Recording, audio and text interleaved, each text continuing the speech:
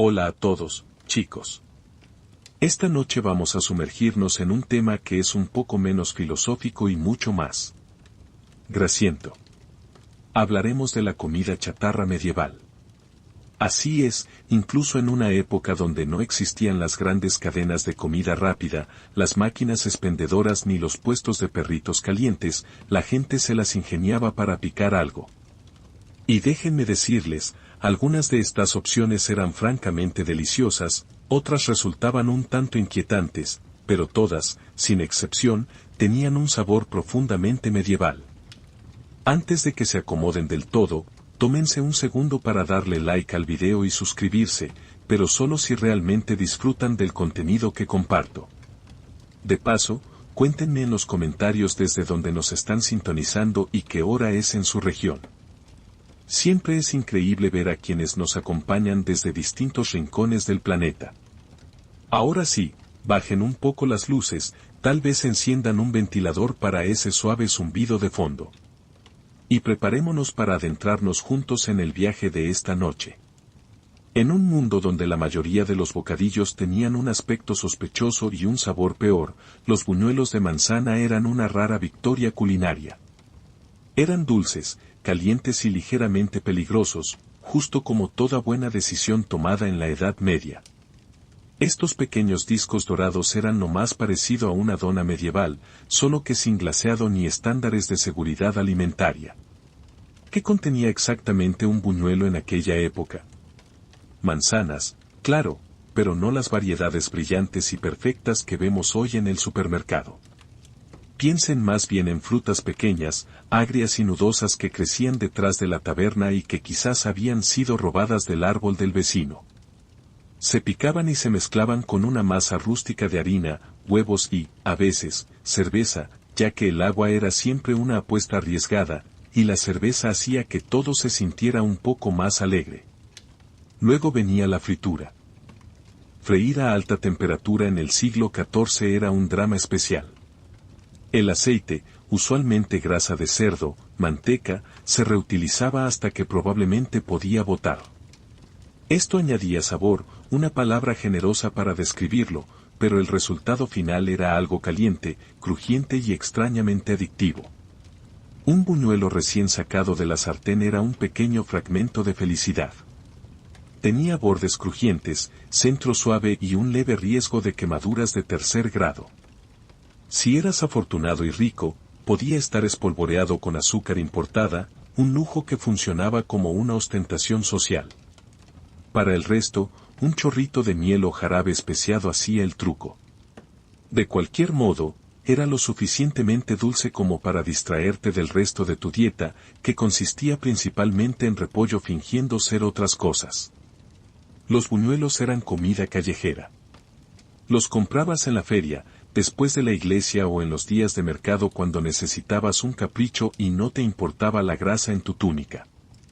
Les encantaban a los niños. Les encantaban a los adultos. Incluso los pájaros intentaban robarlos. Eran divertidos, rápidos, y lo bastante indulgentes para hacerte olvidar los nabos en vinagre que te esperaban en casa. Y sí, a veces estaban demasiado cocidos, o las manzanas eran más agrias que dulces, o la masa estaba sospechosamente chiclosa. Pero cuando salían bien, eran realmente buenos. Un solo mordisco y de pronto entendías por qué la gente soportaba la vida medieval. Si los buñuelos de manzana eran la versión medieval de una dona, entonces los trozos de cuajada de queso eran, bueno, algo así como las palomitas de maíz medievales. Eran bocados pequeños, ligeramente chirriantes y tremendamente inconsistentes. No eran llamativos. No se derretían. No se estiraban. De hecho, apenas hacían nada en absoluto. Y eso los hacía perfectos. Seamos claros, el queso medieval no buscaba la gloria de Instagram. Se hacía rápido, se comía más rápido, y se esperaba que sobreviviera a largos viajes, almacenamiento cuestionable y la cabra ocasional pisándonos. La cuajada era esencialmente queso bebé. Eran los primeros trozos frescos antes de que la rueda se endureciera hasta convertirse en algo que podía usarse como material de construcción. Estos pequeños cúmulos de placer lácteo eran un subproducto del proceso de elaboración del queso. Los granjeros separaban la leche en cuajada y suero utilizando cuajo, lo que suena sofisticado hasta que te das cuenta de que proviene del revestimiento estomacal de un animal joven. Pero funcionaba. La cuajada se prensaba, se salaba ligeramente, y listo. Cuajada de queso. A veces era suave, a veces gomosa. A veces chirriaba en los dientes como si tuviera personalidad propia. Pero era saciante, portátil y extrañamente satisfactoria. Y en una época donde un snack solía significar pan viejo o caldo frío, la cuajada se sentía como una ganancia. A los monjes les encantaba. Los viajeros la empacaban. Los niños la comían como si fueran dulces, asumiendo que las vacas habían cooperado esa semana. Podías freírlas, desmenuzarlas sobre guisos, o simplemente comerlas a puñados mientras fingías que no olías al interior de un granero. A diferencia de muchas comidas medievales, la cuajada de queso no requería una celebración o un festín. No se guardaba para las festividades o los días de santos. Simplemente estaba allí, reconfortante, familiar, moderadamente masticable. Era ese amigo que siempre aparece, nunca sobresale, pero es extrañamente confiable cuando todo lo demás se desmorona. ¿A veces tenían un sabor un poco raro? Claro, la frescura era un espectro en la Edad Media, pero con suficiente sal y entusiasmo, la mayoría de la gente no se quejaba. Además, en un mundo sin refrigeración, tus estándares se ajustan naturalmente, así que no, la cuajada de queso no era glamurosa, pero era simple, abundante, y lo suficientemente indulgente como para considerarse un capricho. En apuros, también eran excelentes para sobornar gatos y niños pequeños. Los nabos no son postre. Empecemos por ahí. Sin embargo, en el mundo medieval, donde el azúcar era prohibitivamente caro, las manzanas no siempre estaban en temporada y la desesperación creativa era un grupo alimenticio importante. Alguien en algún lugar miró un nabo y pensó, ¿y si esto fuera pastel? Y así nació el pastel de nabo. Para ser justos, no siempre era horrible. A veces era hasta tolerable. Imaginen nabos hechos puré, con suerte tiernos, mezclados con un poco de huevo, quizás miel o frutas secas y el cocinero se sentía generoso, y luego horneados dentro de una corteza resistente hecha de harina, agua y ambición. El resultado era, sorprendentemente, comestible. En el mejor de los casos, era cálido, ligeramente dulce, y poseía esa vaga sensación reconfortante de tubérculo fusionado con pudín. En el peor, sabía a que alguien había confundido el alimento para el ganado con un ingrediente de repostería y decidió seguir adelante. Los pasteles de nabo eran populares por dos razones principales: los nabos eran baratos y la corteza de pastel podía ocultar una multitud de pecados. Ya sea que los nabos estuvieran demasiado maduros, poco cocidos o sospechosamente amargos, una vez que los horneabas en un pastel y añadías un chorrito de miel, se convertía en cocina campesina con aspiraciones. ¿Era un pastel de queso? No. Pero lo intentaba. Y en la Europa medieval, el intento contaba mucho. Encontrarías estos pasteles en ferias, mesas de banquetes y en monasterios particularmente entusiastas donde los monjes tenían demasiado tiempo libre y muchas verduras de raíz extra. Algunas recetas añadían especias, nuez moscada si la abadía era rica, pimientas si el cocinero era caótico. Ocasionalmente, aparecían pasas, lo que solo confundía más a la gente. Los nobles no comían pastel de nabo a menos que estuvieran fingiendo ser pobres por diversión o pretendiendo relacionarse con el pueblo llano por razones políticas. Pero para todos los demás, era postre. Más bien, una especie de ocurrencia tardía envuelta en masa. Y sin embargo, a pesar de su lógica cuestionable, el pastel de nabo perduró. A la gente le gustaba, o al menos no les disgustaba lo suficiente como para dejar de hacerlo. Era barato, llenaba y era ligeramente dulce, lo que para la comida medieval lo hacía básicamente revolucionario. Si el mundo medieval tuviera un MVP, jugador más valioso, en la categoría de comida reconfortante, ese sería el pasty de carne, una empanada de mano rellena de carne sazonada, envuelta en una masa doblada y horneada hasta quedar dorada o ligeramente quemada. Básicamente, un hot pocket medieval, menos el microondas y con un genuino sentido del peligro. La belleza del pasty radicaba en su portabilidad. Podías comerlo en el camino, en el campo, o mientras presenciabas una ejecución pública, lo que el día exigiera. Envuelto en una gruesa capa de masa, se mantenía caliente durante un buen rato y protegía el contenido de la suciedad, las ratas y el estornudo ocasional de algún campesino. Pero hablemos de ese relleno. Carne en este contexto era un término flexible. Si vivías cerca de una mansión o una finca de caza, quizás obtenías cerdo, cordero o venado, carne real y reconocible. Si no, bueno, las opciones se expandían dramáticamente: conejo, paloma, anguila, erizo. Cualquier cosa que alguna vez hubiera tenido patas o se hubiera deslizado podía ser picada, sazonada y escondida dentro de la masa con negación plausible. Las especias se usaban a menudo para mejorar el sabor, o siendo más realistas, para distraerte de él. La pimienta, la salvia y el ajo ayudaban, pero no podían ocultar por completo el hecho de que la carne había reposado unos días más de lo debido. Aún así, en una época donde la refrigeración era una fantasía y el almuerzo solía ser solo pan y cebolla, un pasty carnoso se sentía como un lujo. Incluso existían versiones vegetarianas rellenas de tubérculos, puerros o queso para los días de ayuno o los particularmente devotos. Pero no nos equivoquemos, los de carne eran los favoritos de la multitud. Eran grasosos, calientes y reconfortantes. No preguntabas qué había dentro. Simplemente lo comías y esperabas que el cocinero hubiera estado de buen humor. Y sí, en caso de que se lo pregunten, la gente a veces marcaba la corteza con iniciales o símbolos para reclamar la propiedad, especialmente entre mineros y jornaleros. En algunos lugares, la masa era extra gruesa a lo largo de un borde, de modo que podía sostenerse con las manos sucias y luego desecharse, arrojándola a los espíritus o, más pragmáticamente, a las ratas. Entonces, ¿eran buenos? A menudo, sí. ¿Eran misteriosos? Siempre. Pero eso era parte de su encanto. No comías un pasty de carne para sentirte seguro. Lo comías porque sabía bien y estabas dispuesto a aceptar las consecuencias. En un mundo donde cepillarse los dientes significaba enjuagarse con vino y esperar lo mejor, las semillas de hinojo confitadas eran lo más cercano que tenían los medievales a las pastillas para el aliento.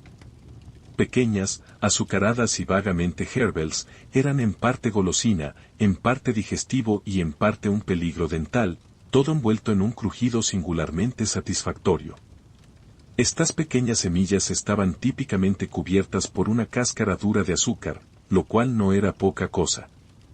En la Edad Media, el azúcar tenía que ser importado, hervido, batido y vertido a mano, lo que significa que alguien realmente creía en el potencial de estos diminutos aperitivos. Eran especialmente populares en los hogares nobles, donde a los invitados se les ofrecía un pequeño plato después de la cena para refrescar la boca y, probablemente, para distraerlos del cordero que aún se adhería a sus muelas. En cuanto al sabor, las semillas de hinojo tenían un fuerte toque anisado, similar al regaliz. O las amabas, o te las tragabas enteras con cortesía y asentías en agradecimiento. La capa de azúcar ayudaba, pero siempre estaba esa inconfundible patada herbal, el tipo de sensación que te hace sentir elegante y ligeramente confuso a la vez. Las semillas confitadas también tenían un trabajo que hacer, la digestión. La gente creía que el hinojo ayudaba a asentar el estómago, especialmente después de una comida pesada que involucraba 3 tipos de ave y una alarmante cantidad de hidromiel. Piensen en ellas como la versión medieval de un chicle cruzado con un antiácido, pero con mayor potencial para astillar un diente. Y sí, eran duras. Tan duras que te rompías una muela si te confiabas demasiado. No masticabas semillas de hinojo confitadas a la ligera. Primero probabas una, con suavidad, mordías despacio, escuchabas si había crujidos, y luego te comprometías. Era una situación de riesgo-recompensa en todo momento. Mientras los ricos las consumían como si fueran tic-tacs medievales, la gente común ocasionalmente conseguía versiones de imitación, generalmente hechas con miel, hierbas trituradas y optimismo vago. No eran exactamente lo mismo, pero eran lo suficientemente buenas para fingir. En la gran alineación de la comida chatarra medieval, las semillas de hinojo confitadas eran pequeñas pero poderosas. No te llenaban el estómago, pero dejaban un sabor agradable en la boca y daban la ilusión de refinamiento, incluso si estabas cubierto de barro y todavía tenías grasa de ganso en la túnica. Si los postres medievales tuvieran un niño prodigio, ese sería el pastel de miel. Dulce, denso y propenso a pegarse a todo menos a tus expectativas. Los pasteles de miel eran lo que sucedía cuando los panaderos se ponían ambiciosos y el azúcar seguía encerrado en la tesorería de un castillo. La miel era el edulcorante del pueblo, asumiendo que esa gente tuviera abejas, acceso a abejas, o no temieran trepar a los árboles y ser picados en la cara.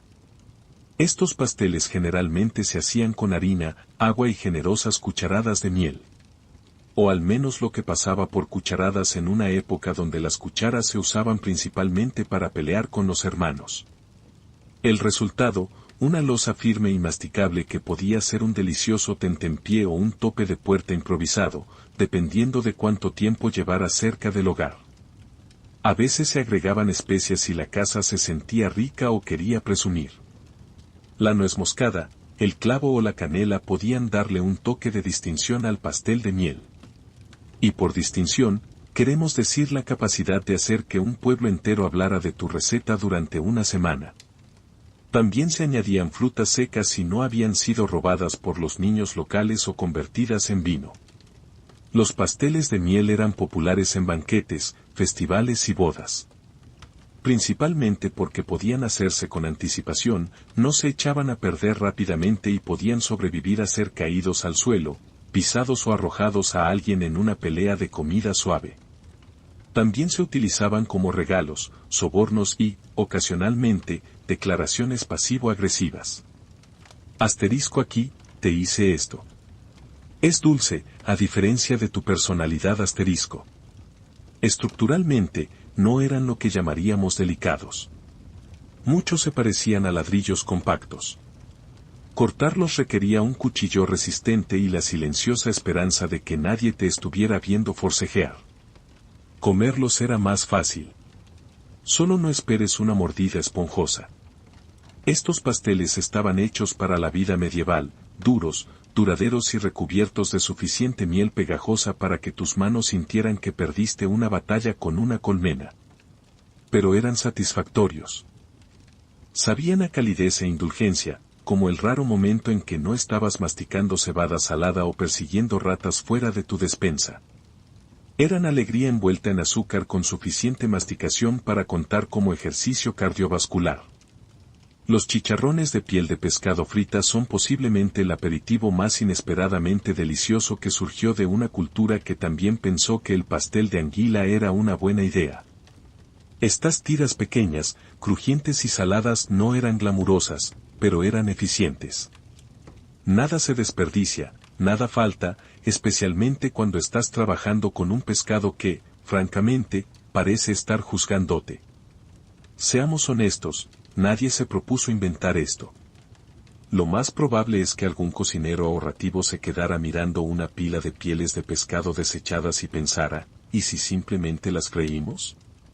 Un poco de grasa caliente después y se hizo historia, o al menos nació algo vagamente comestible. La piel de pescado era abundante, especialmente en ciudades costeras o cerca de ríos donde se procesaba el arenque, el bacalao o cualquier cosa que se hubiera sacado del agua.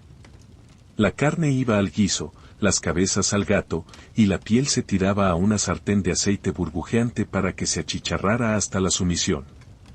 El resultado era sorprendentemente adictivo, un aperitivo delgado y crujiente que se rompía como una hoja seca, pero sabía a océano concentrado.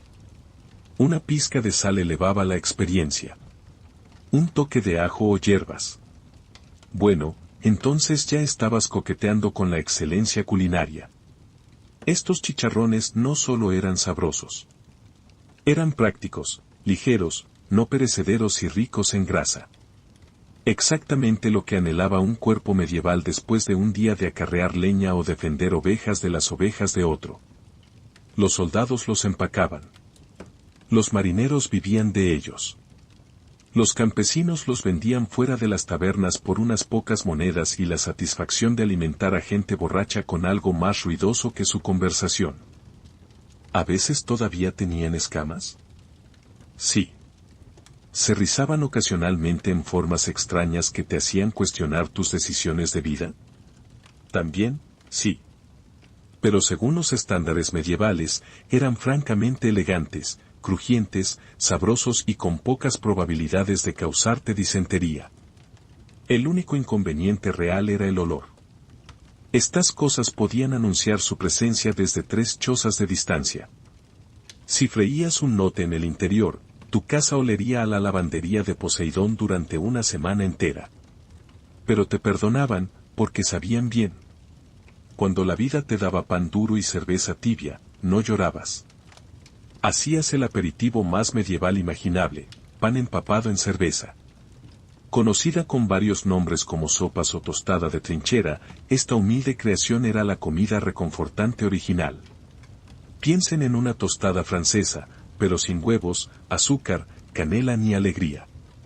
Así funcionaba, tomabas el pan de ayer, ese tipo que podía usarse como material de construcción, y lo sumergías en un tazón de cerveza. No una cerveza artesanal elegante con notas cítricas y un acabado lupulado. No, esta era cerveza medieval rancia, de baja graduación alcohólica, elaborada en la trastienda ahumada de alguien con los estándares de higiene de un búho de granero. El pan absorbía la cerveza como una esponja con problemas de confianza. Se ablandaba, se hinchaba y se transformaba de un rompemandíbulas en algo vagamente comestible. ¿Era sabroso?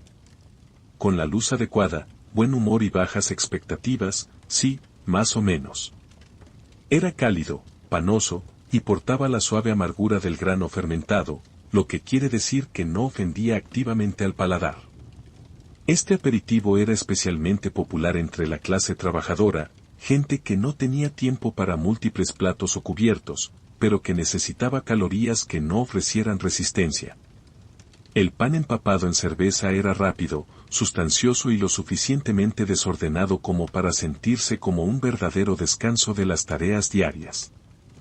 A veces se agregaban extras, una pizca de hierbas, un poco de queso, o un huevo frito si la gallina se sentía generosa esa mañana. En los días de fiesta, incluso podías conseguir sopas empapadas en cerveza especiada, lo que básicamente significaba que el cocinero había encontrado una viruta de nuez moscada en algún lugar y se había inspirado. Y al igual que muchos platos medievales, este tenía un doble propósito. No solo era alimento, también era una forma de estirar los ingredientes. ¿Pan demasiado rancio para masticar? Sumérgelo. ¿Cerveza que empieza a picarse? Viértela sobre el pan y finge que fue intencional. El desperdicio era cosa de aficionados. El único inconveniente, no viajaba bien. Una vez empapado, el pan se convertía en una especie de cubo de papilla fangosa. Tenías que comerlo rápido o arriesgarte a terminar con una esponja blanda en tu cuenco y una metáfora alimentaria milenaria de la decepción. Aún así, para una noche fría junto al fuego, nada superaba una rebanada de masa de pan y cerveza y un momento de paz. Si alguna vez has mirado una rebanada de pan y has pensado que estaría mejor sumergida en alcohol, felicidades. Tienes algo en común con la clase alta medieval. Las sopas de vino eran uno de los aperitivos más refinados, léase extrañamente específicos, de la Edad Media. Técnicamente un postre, o quizás una experiencia. El concepto era simple: toma pan, idealmente tostado o al menos no completamente rancio, y sumérgelo en vino. No cualquier vino, por supuesto, sino generalmente vino especiado, endulzado o con moho, algo cálido, fragante, y que apenas ocultaba el hecho de haber estado en un cántaro de barro desde la última cosecha. Una vez que el pan estaba lo suficientemente empapado, se servía como un manjar suave, que se comía con cuchara. Los nobles lo llamaban elegante. Todos los demás se preguntaban en voz baja si al cocinero simplemente se le habían acabado las ideas. Esto no era comida para comer con los dedos. Era el tipo de plato que comías muy lentamente con una cuchara mientras fingías estar interesado en la música del laúd. Aparecía en banquetes, festines nocturnos y en ese tipo de cenas incómodas donde nadie quería hablar de política. Así que, en su lugar, se pasaban tostadas empapadas en una copa. Cuando se hacía bien, las sopas de vino eran cálidas, reconfortantes y ligeramente embriagadoras, un final suave para una comida pesada. El vino añadía riqueza, el pan daba textura y las especias te hacían sentir que eras parte de algo más sofisticado de lo que realmente era. Cuando se hacía mal, era pan mojado en un cuenco. Ninguna cantidad de canela podía disimular la sensación de que estabas masticando un error medieval. A veces se añadían frutas secas o nueces para darle más gracia, a veces queso, y ocasionalmente un huevo entero. En ese punto, dejaba de ser un aperitivo y se convertía en un juego de adivinanzas culinarias. Los campesinos hacían sus propias versiones, generalmente usando vinagre barato o cerveza en lugar de vino. No era postre. Era cena, desayuno, o lo que sea que pudieras llamar una comida que te dejaba lleno y confundido a la vez. Aún así, las sopas de vino tenían resistencia. Eran cálidas. Eran saciantes. Y le daban a la gente medieval un sabor a indulgencia, incluso si sabía a esponja empapada en arrepentimiento mohoso. En la Edad Media, la fruta seca era un manjar muy apreciado. Azucarada, exótica y lo suficientemente estable como para sobrevivir a una cruzada entera. Pero seamos claros, esta no era su mezcla de frutos secos moderna con envases bonitos y resellables. La fruta seca medieval tenía un solo trabajo, durar. El sabor era opcional. La textura, agresivamente chiclosa.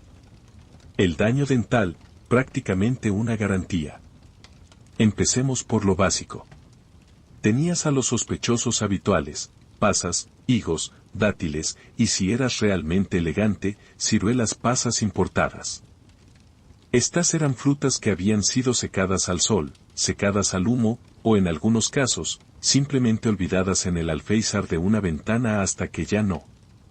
Las frutas secas ya no se podían considerar jugosas. Estaban arrugadas, correosas y con una densidad alarmante. Eran algo así como una cápsula del tiempo comestible de la cosecha anterior. El lado positivo era su dulzura. Una dulzura intensa. Los azúcares concentrados transformaban estas pequeñas y marchitas cosas en auténticos caramelos medievales. Los nobles los adoraban. Los monjes los atesoraban. Y los niños los trataban como un botín raro de la cocina. ¿El inconveniente? Masticarlas se sentía como una lucha contra los propios músculos de la mandíbula. Los higos venían con semillas que funcionaban como hilo dental medieval. Los dátiles eran tan pegajosos que podían unir tus muelas. Las pasas se quedaban atrapadas en los dientes durante horas. Comerlas discretamente era imposible. Aún así, la fruta seca tenía sus momentos de gloria. Se utilizaba en pasteles, se añadía a las gachas, o se picaba e incorporaba a pasteles de miel para simular variedad.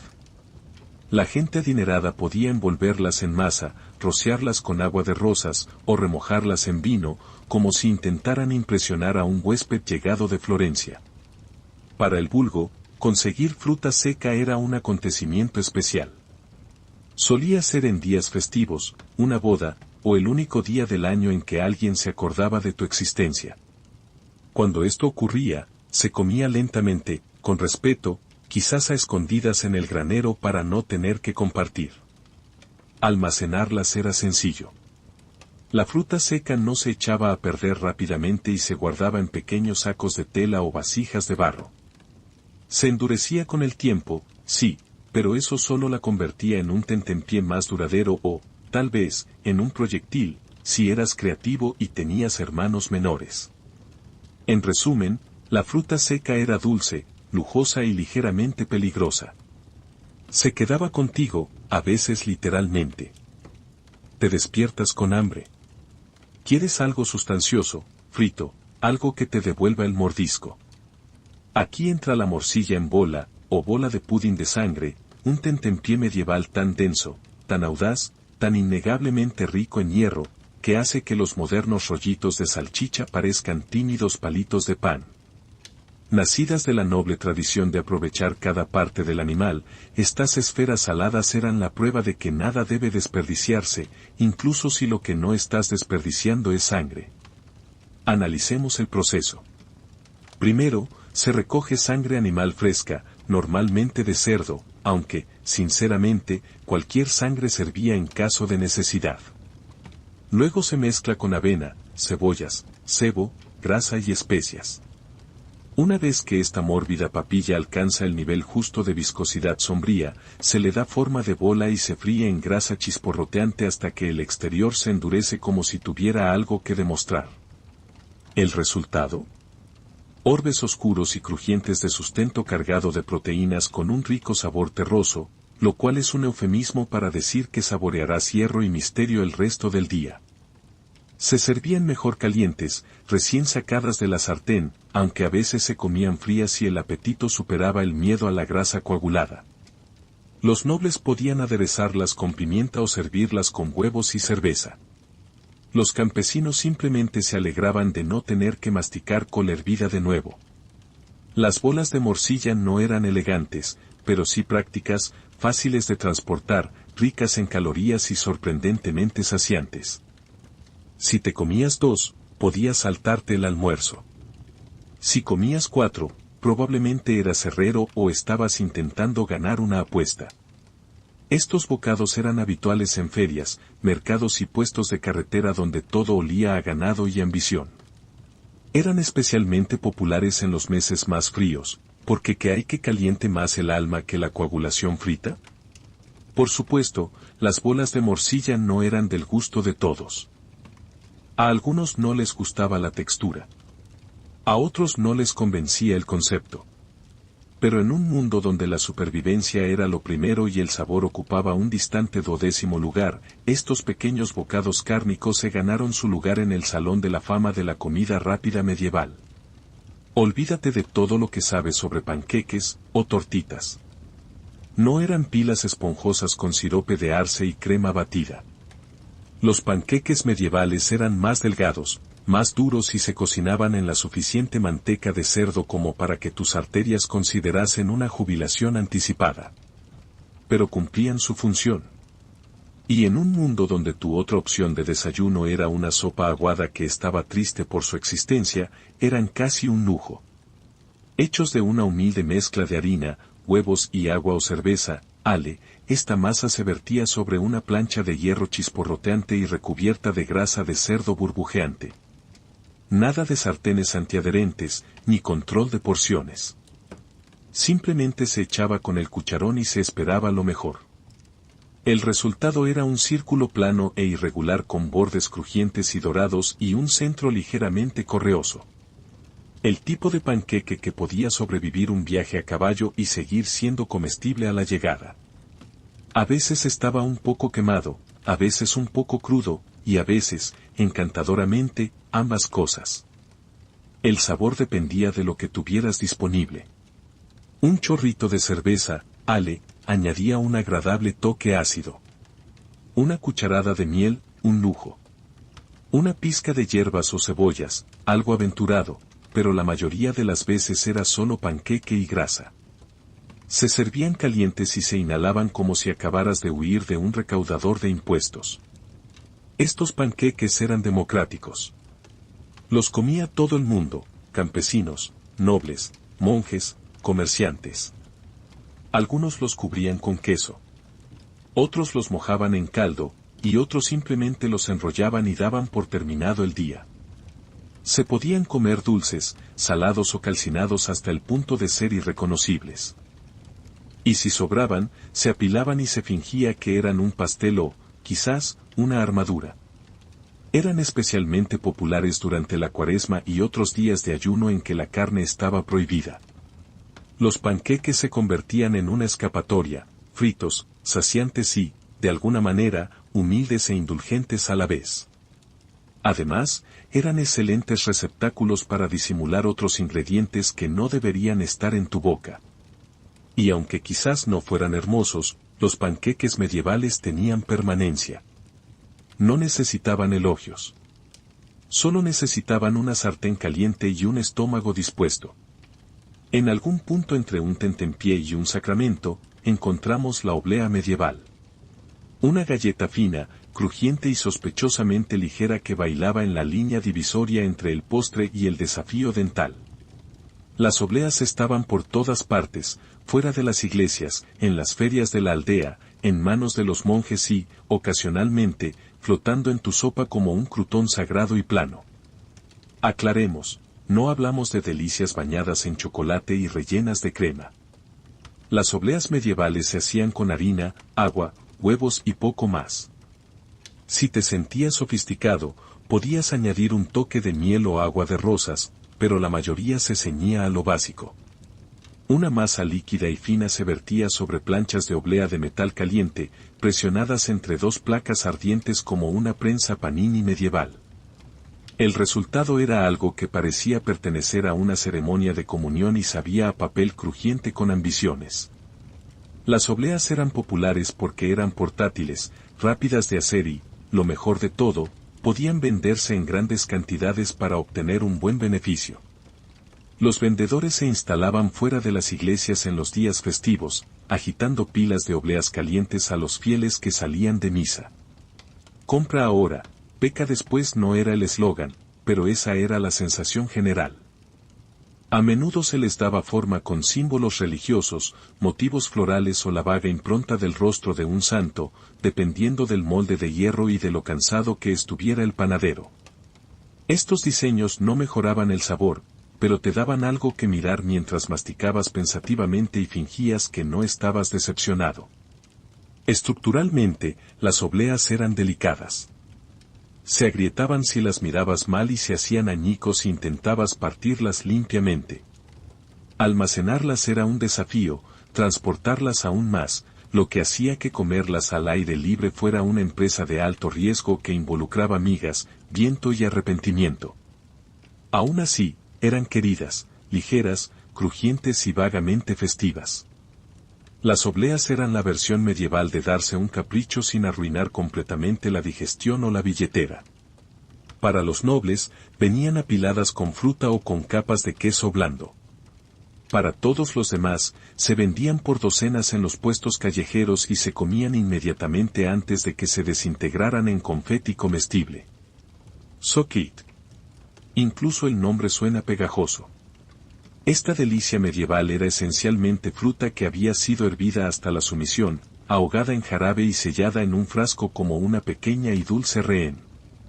Piensa en naranjas, dátiles o jengibre confitados, recubiertos de suficiente azúcar como para hacer vibrar tus dientes y hacer que tu conciencia susurre, no deberías estar comiendo esto. Pero lo hacías, porque era delicioso y probablemente importado, y además no tenías mucho más. Subquet no era para el campesino común que masticaba su séptima cebolla de la semana. No, este era un bocadillo de élite, el tipo de indulgencia que se servía en los salones nobles o que los ricos regalaban para decir, me agradas, pero no lo suficiente como para darte tierras. El azúcar era caro y las frutas no siempre estaban de temporada, por lo que el subquet se reservaba para ocasiones especiales, como bodas o visitas reales, o un miércoles, si eras escandalosamente rico y estabas fuera de control. El proceso de preparación era ambicioso. Primero, hervías la fruta en jarabe, tal vez miel, quizás azúcar refinada si tu mercader de especias te debía un favor. Luego, la escurrías, la dejabas secar un poco y repetías varias veces, porque una no era suficiente. No estabas simplemente conservando fruta, estabas declarando la guerra a la humedad misma. Finalmente, el resultado era un bocado de caramelo brillante, tono joya, masticable, intenso y tan dulce que probablemente podría ser utilizado como arma en dosis suficientemente grandes. Algunas versiones eran suaves y almibaradas, servidas en frascos de vidrio ornamentados. Otras eran secas, rebosadas en azúcar extra y entregadas como pequeños y delicados cubos de hipoglucemia medieval. Pero no te equivoques, el Sufquet conllevaba estatus. Decía que tenías acceso a azúcar, frutas comerciales y al menos un sirviente dedicado únicamente a remover cosas que no querían ser removidas. Las bandejas de Sufquet se pasaban después de los banquetes como monedas de oro comestibles. Los invitados tomaban una pieza, sonreían con gracia e inmediatamente se arrepentían de no haber cogido 3.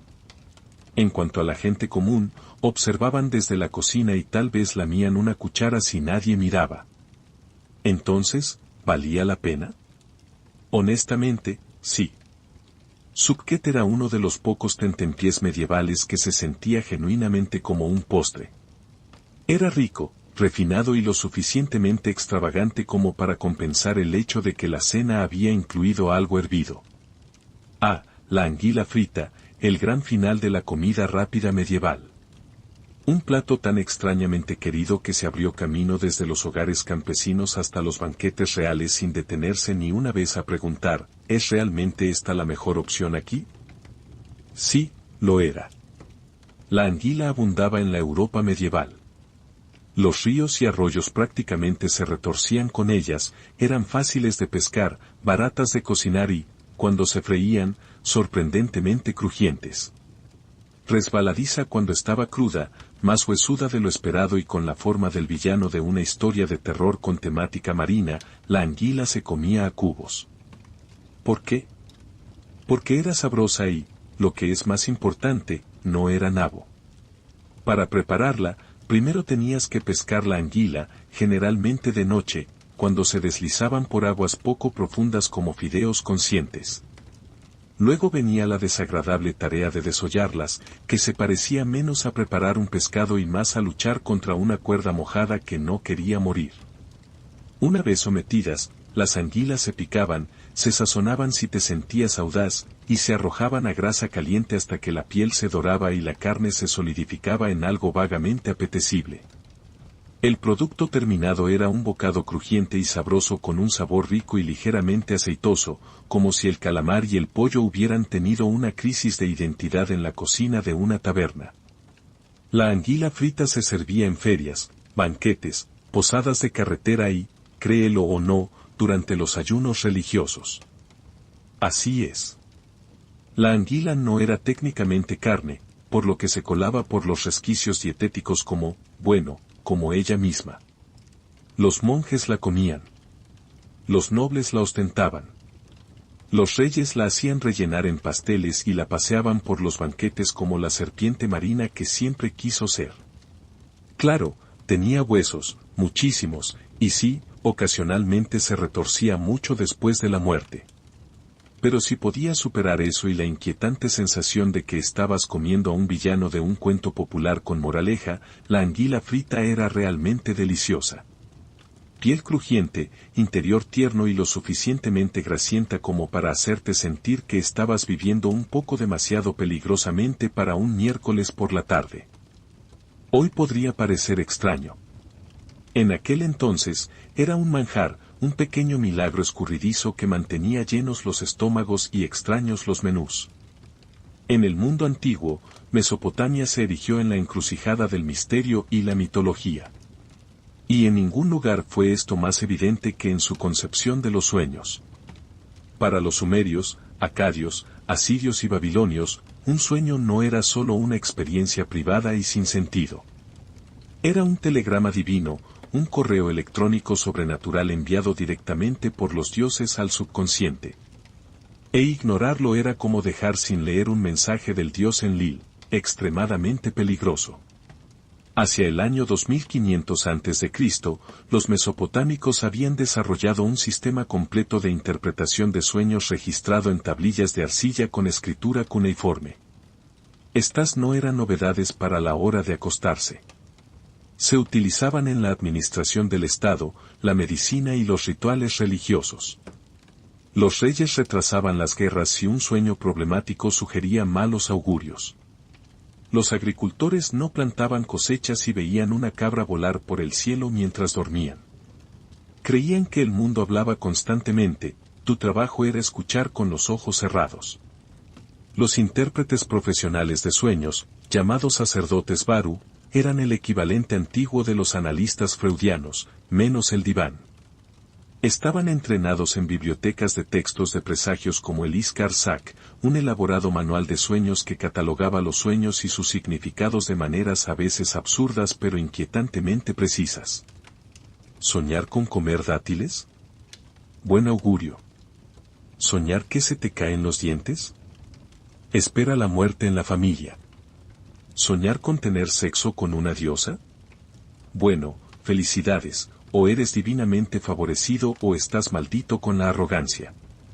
Estos libros de sueños no pretendían adivinar significados, presentaban causa y efecto, como si los sueños fueran ecuaciones. A es igual a B ves una serpiente, espera traición. Caes de un tejado, se avecina una demanda judicial. El mundo de los sueños era lógico, simplemente operaba bajo la lógica divina, que era mucho más extraña que la razón humana. Pero los mesopotámicos no se detuvieron en la interpretación. También practicaban la incubación de sueños. Si un gobernante quería orientación de los dioses, podía dormir en un templo bajo circunstancias especiales, ayuno, rituales de purificación, quizás algunas ofrendas de incienso, y esperar un sueño revelador. La idea era que ciertos entornos hacían que la conexión divina fuera más fuerte, más clara y menos propensa a pesadillas sobre cabras borrachas. Para los mesopotámicos, el mundo de los sueños no era un misterio a resolver. Era un reino para navegar con cautela, reverencia y una biblioteca de tablillas de arcilla muy grande. Creían que los dioses siempre estaban hablando. Solo tenías que estar dormido para escucharlos. En el antiguo Egipto, los sueños no eran meras ocurrencias nocturnas. Eran considerados textos sagrados en movimiento. Los egipcios creían que los sueños eran mensajes directos de los dioses, de los ancestros, o incluso del propio Ka, el doble espiritual de una persona. Cada sueño, bueno o malo, venía con una intención, podía advertir, bendecir, instruir o aterrorizar.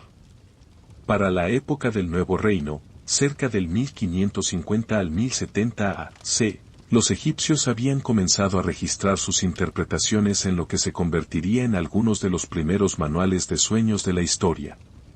Uno de los ejemplos más famosos es el libro de sueños Ramesida, escrito en papiro y descubierto en el pueblo de Deir el-Medina.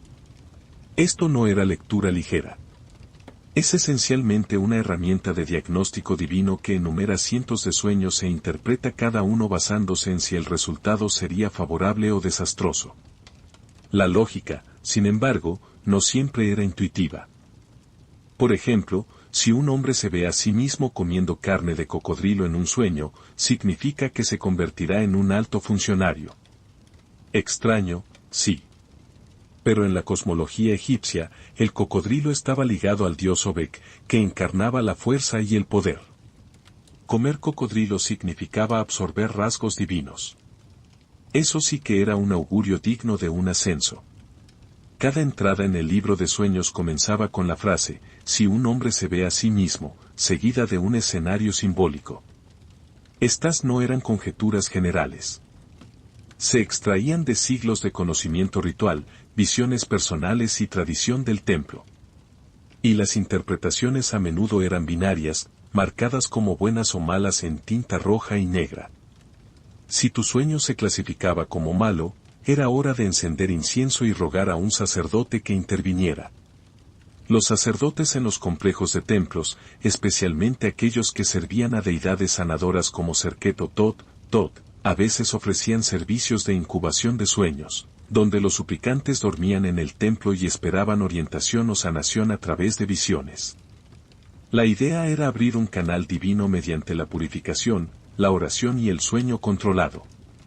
Esto no era mera superstición. Era atención médica, adivinación y teología, todo envuelto en una noche de descanso. Los sueños también influían en la magia y la medicina. Se podían prescribir amuletos para ahuyentar las pesadillas recurrentes. Se podían realizar rituales específicos para borrar un mal sueño, de forma muy parecida a cómo se borraría una maldición. Para los antiguos egipcios, la mente dormida no estaba inactiva. Era un escenario donde los dioses, los demonios y los espíritus de los muertos podían aparecer y ofrecer destellos de verdades ocultas si tenías la sabiduría y un sacerdote para decodificarlos. En el mundo de la antigua Grecia, los sueños eran más que susurros divinos, eran citas clínicas con los dioses. Fundamental para esta creencia era la práctica de la incubación, un ritual en el que los individuos dormían dentro de un templo con la esperanza de recibir una visión sanadora. Y ninguna deidad estaba más estrechamente ligada a esta práctica que Asclepio, el dios de la medicina. En los templos conocidos como Asclepia, que salpicaban el mundo griego desde Epidauro hasta Pérgamo, acudían los enfermos, los esperanzados y los desesperados en busca de curas. Pero en lugar de pastillas o pociones, se les prescribía sueño, sagrado, intencional y realizado bajo condiciones espirituales específicas. Antes de entrar en los aposentos para dormir del templo, o abatón, una persona se sometía a purificación, baño, ayuno y, a veces, al sacrificio de un animal. Solo después de estos rituales podían acostarse en una cama de piedra y esperar a que el dios apareciera en un sueño. ¿Los resultados? Según inscripciones y testimonios antiguos, algunos pacientes soñaban que Asclepio los tocaba con su bastón o que serpientes, su animal sagrado, se deslizaban sobre sus cuerpos. Se despertaban curados, o al menos creían haber recibido instrucciones divinas sobre qué hacer a continuación. Ya sea que estos sueños fueran reales, psicosomáticos o impulsados por el efecto placebo, los efectos eran profundos. Los médicos griegos, incluido Hipócrates, reconocieron el valor de los sueños en el diagnóstico. No los descartaron como tonterías. De hecho, creían que el cuerpo podía revelar su estado a través de visiones simbólicas. Un sueño de agua que fluye podría sugerir problemas renales. Un sueño de ser aplastado podría apuntar a una dolencia en el pecho. En los textos hipocráticos, los sueños a menudo se clasificaban como naturales o divinos. Los sueños naturales eran causados por la dieta, la digestión o el estrés emocional. Los divinos, toda una categoría aparte, eran mensajes directos de los dioses o del cosmos. Pero no todos los intérpretes de sueños vestían túnicas blancas y llevaban pergaminos. Los oneirocriti o lectores de sueños eran las verdaderas estrellas de la plaza pública. Utilizando manuales de sueños, presagios y una enorme reserva de talento interpretativo, traducían los sueños en advertencias, bendiciones o instrucciones. La guía más famosa de estas era la Oneirocritica, escrita por Artemidoro de Daldis en el siglo II después de Cristo, un libro que todavía se estudiaba siglos después. En Grecia, el sueño no era solo una experiencia nocturna. Era un puente entre lo mortal y lo divino, el cuerpo y el alma, la enfermedad y la curación. Y si tenías suerte, te despertarías con una cura y tal vez una serpiente acurrucada a tus pies. A lo largo del mundo antiguo, una categoría de sueños tenía más peso que todas las demás, el sueño profético. Estos no eran solo mensajes. Eran advertencias, revelaciones o llamadas a la acción.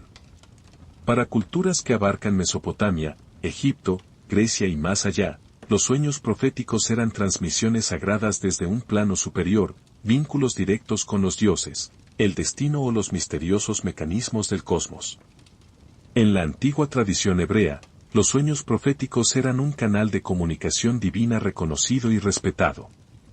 El Antiguo Testamento está lleno de ejemplos. Pensemos en José, hijo de Jacob, que soñó con gavillas de trigo inclinándose ante la suya, un símbolo de su futuro ascenso al poder. Más tarde, como intérprete de los sueños del faraón en Egipto, predijo 7 años de abundancia seguidos de 7 años de hambruna. Ese único sueño de vacas, gordas y delgadas, alteró el curso de la economía egipcia. José no solo leía sueños. Se convirtió en un estratega nacional al hacerlo. Del mismo modo, en Mesopotamia, los reyes a menudo recibían sueños que predecían la victoria, el desastre o el favor divino. El rey asirio Asurbanipal afirmó haber visto a los dioses en sus sueños, guiándolo hacia el éxito en la guerra y la gobernanza. Los sueños proféticos eran vistos como una confirmación de que un gobernante tenía legitimidad divina, algo esencial en un mundo donde la línea entre rey y deidad era delgada. Los griegos también reconocieron este potencial profético. Los sueños se categorizaban. Aquellos provenientes del subconsciente se llamaban enipnia. Pero aquellos que revelaban la verdad se llamaban oneiroi alitinoi. Estos no se tomaban a la ligera. Antes de tomar decisiones importantes, fundar una ciudad, declarar la guerra, iniciar un viaje, los griegos consultaban a los intérpretes para asegurar que la voluntad divina estuviera alineada con sus planes mortales. Los líderes consultaban frecuentemente los sueños o a aquellos individuos específicamente entrenados para descifrarlos. Tal era la veneración por los sueños que incluso poseían deidades menores propias, los onoi, espíritus alados que penetraban en la mente del durmiente para entregar mensajes directos de los dioses. Incluso los romanos, famosos por su pragmatismo y enfoque terrenal, se tomaban muy en serio los sueños proféticos. Se cuenta que el emperador Augusto soñó con su gloria futura, e incluso Nerón consultó a intérpretes de sueños durante su tempestuoso reinado, quizás no con la suficiente frecuencia, a juzgar por el resultado final de su mandato. Se narra que el general romano Escipión el Africano, justo antes de derrotar a Aníbal, recibió en sueños una visión de victoria enviada por los espíritus de sus ancestros. En las sociedades antiguas, los sueños proféticos no eran meras notas a pie de página, eran herramientas cruciales de poder, instrumentos de política y pruebas innegables de la selección divina. El destino de las naciones, la vitalidad de los imperios y el ascenso de las leyendas a menudo se iniciaban con algo tan elemental como una visión susurrada en la oscuridad de la noche. Si bien los templos asclepianos griegos son los más famosos, la antigua práctica de la incubación onírica no fue exclusiva de Grecia. En Anatolia, la actual Turquía, la curación a través de los sueños floreció en una rica mezcla de tradiciones hititas, frigias y, posteriormente, grecorromanas, con templos y sitios sagrados dedicados a facilitar el contacto con las fuerzas divinas mediante el sueño. El ejemplo más fascinante proviene del culto a Men, un dios lunar frigio asociado con los ciclos de curación y, lógicamente, con los sueños. Sus templos solían erigirse en colinas orientadas hacia el cielo nocturno, como si estuvieran estratégicamente ubicados para interceptar los mensajes lunares proyectados directamente en los sueños de los suplicantes. Las personas que padecían dolencias físicas, desasosiego espiritual o incertidumbre sobre su futuro acudían a estos santuarios para practicar la incubación, un sueño ritualizado con la esperanza de recibir un sueño curativo o una guía. Si bien el proceso era similar al observado en las prácticas asclepianas, la incubación anatolia presentaba sus propios matices singulares. Los fieles a veces caminaban por senderos laberínticos o dormían bajo tallas celestiales, creyendo que su proximidad a la geometría sagrada enfocaría los mensajes divinos. A menudo se utilizaba música, incienso y cánticos para sintonizar la mente del durmiente con la frecuencia divina. Este no era un sueño para descansar, sino un sueño entendido como recepción espiritual. Los textos de la región también mencionan la existencia de sacerdotes oníricos, especialistas espirituales entrenados para guiar e interpretar estas visiones. Algunos incluso sembrarían sueños, sugiriendo imágenes o símbolos antes de acostarse para moldear activamente el encuentro onírico. Por ejemplo, alguien que deseara una visión de su futuro hijo podría dormir con un ídolo de fertilidad tallado bajo la almohada. Si soñaba con un león, el sacerdote podría declarar que un hijo valiente estaba en camino. Si soñaba con lluvia, sería una hija bendecida con crecimiento y sabiduría. Los registros hititas también hacen referencia a encuentros divinos en sueños, especialmente entre la realeza. Reyes y reinas recibían consejos estratégicos, conocimientos curativos y, en ocasiones, severas advertencias de los dioses mientras dormían. Según se informa, un sueño incluso instruyó a una reina para que adoptara una diosa extranjera en su santuario, un ejemplo temprano de diplomacia divina. La incubación onírica en Anatolia no era solo personal, era un fenómeno comunal y cósmico. Los peregrinos viajaban largas distancias, formando a menudo comunidades curativas temporales, unidas no por lazos de sangre, sino por una vulnerabilidad y esperanza compartidas. Y a través del sueño, creían que los dioses podían reajustar el curso de sus vidas. En Anatolia, soñar no era un acto pasivo, era un acto de participación ritual, donde la curación y la profecía fluían no de la lógica, sino del lenguaje silencioso del sueño. Hacia el siglo II EC, el antiguo arte de la interpretación de sueños había madurado hasta convertirse en un oficio disciplinado.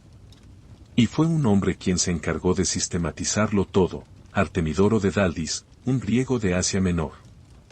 Artemidoro escribió la Onerocrita, Interpretación de los Sueños, el manual onírico más completo e influyente del mundo antiguo. A diferencia de los escribas místicos que lo envolvían todo en misterio divino, Artemidoro abordó los sueños con la precisión metódica de un erudito y la curiosidad de un psicólogo sagaz de la calle. La Onerocrita no era un panfleto místico cualquiera, sino un tomo de 5 libros escrito en griego claro, repleto de miles de escenarios oníricos y sus significados, recopilados de entrevistas personales, registros de templos y actuaciones públicas. Artemidoro afirmó haber pasado décadas recopilando relatos oníricos de personas de todos los ámbitos de la vida, marineros, mercaderes, prostitutas, soldados. Su lógica era implacable: si quieres entender el alma de una cultura, escucha sus sueños. Organizó los sueños en categorías detalladas: acciones, animales, profesiones, funciones corporales e incluso tipos de relaciones. Soñar con volar podía sugerir libertad o arrogancia. Soñar con estar desnudo en público, dependiendo de la clase social del soñador, podría significar vergüenza o, paradójicamente, futuro poder. Soñar que se caen los dientes, por ejemplo, indicaba una pérdida, generalmente de parientes. Esa interpretación, al parecer, ha perdurado a través de los siglos.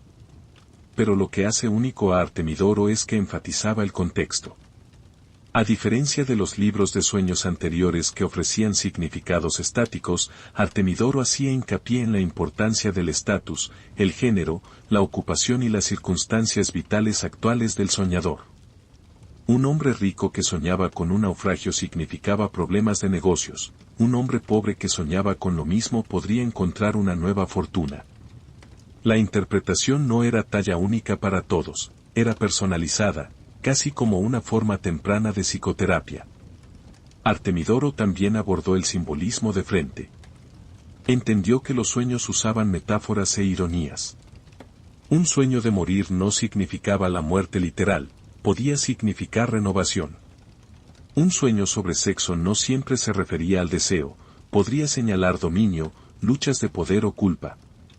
Sus interpretaciones se mueven en una extraña línea entre lo profundamente lógico y lo increíblemente extravagante. La Onerocrita no fue solo una curiosidad. Fue utilizada durante siglos en todo el Imperio Romano y el mundo bizantino. Influyó en los intérpretes de sueños medievales y se tradujo al árabe, manteniendo viva la llama mucho después de la caída de los templos clásicos. Con Artemidoro, el sueño se convirtió en un texto para ser estudiado, decodificado no solo por la profecía, sino por la introspección. Puede que no creyera que los sueños venían directamente de los dioses, pero ciertamente creía que provenían de algún lugar profundo, extraño y que merecía ser explorado. No todos los sueños en el mundo antiguo eran regalos de los dioses. Algunos eran terrores de las profundidades, visiones oscuras e inquietantes que se creía provenían de espíritus intranquilos, fuerzas demoníacas o incluso el inframundo mismo. Estos no eran vistos como meras malas noches de sueño, sino como advertencias, castigos o augurios de lo que estaba por venir. Los babilonios fueron de los primeros en diferenciar los sueños de origen divino de aquellos que provenían de fuerzas malévolas. Si un sueño causaba miedo, enfermedad o angustia, se consideraba contaminado, y se llamaba a un sacerdote para realizar rituales apotropaicos, hechizos de limpieza, ofrendas o acciones simbólicas diseñadas para neutralizar el efecto del sueño. Por ejemplo, si alguien soñaba que era perseguido por un demonio, el intérprete podía recomendar dormir con un amuleto protector bajo la almohada o quemar incienso de madera de cedro para ahuyentar a los malos espíritus. Los egipcios también tenían una idea bien desarrollada sobre la prevención de pesadillas. Se creía que ciertos sueños eran causados por entidades maliciosas, incluidos los muertos. Se usaban amuletos con el ojo de Horus o imágenes de Bes, el dios enano que protegía los hogares de las fuerzas oscuras, para resguardarse de estos ataques. Algunas personas incluso recitaban hechizos para borrar sueños al despertar, tratando la pesadilla como una maldición contagiosa que debía ser verbalmente erradicada antes de que pudiera manifestarse en el mundo físico. En el pensamiento griego, las pesadillas a menudo significaban un mensaje no de los olímpicos, sino de las deidades ctónicas, dioses de la tierra y del inframundo.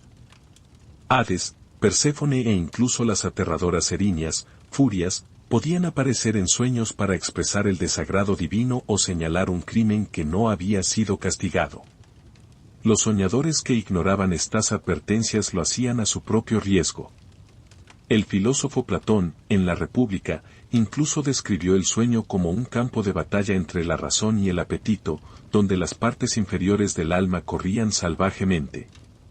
Para él, la pesadilla no era solo una advertencia espiritual, sino psicológica, una indicación de que el yo interno estaba desequilibrado.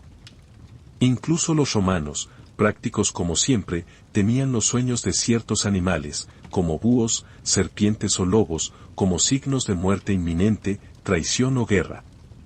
Creían que los muertos podían visitar a los vivos a través de los sueños, a veces para advertir, a veces para acusar. En todas las culturas, las pesadillas eran más que malos sueños. Se las consideraba señales de alarma cósmicas, recordatorios de que los mundos visible e invisible estaban siempre conectados, y que incluso durmiendo, no había un verdadero escape del destino.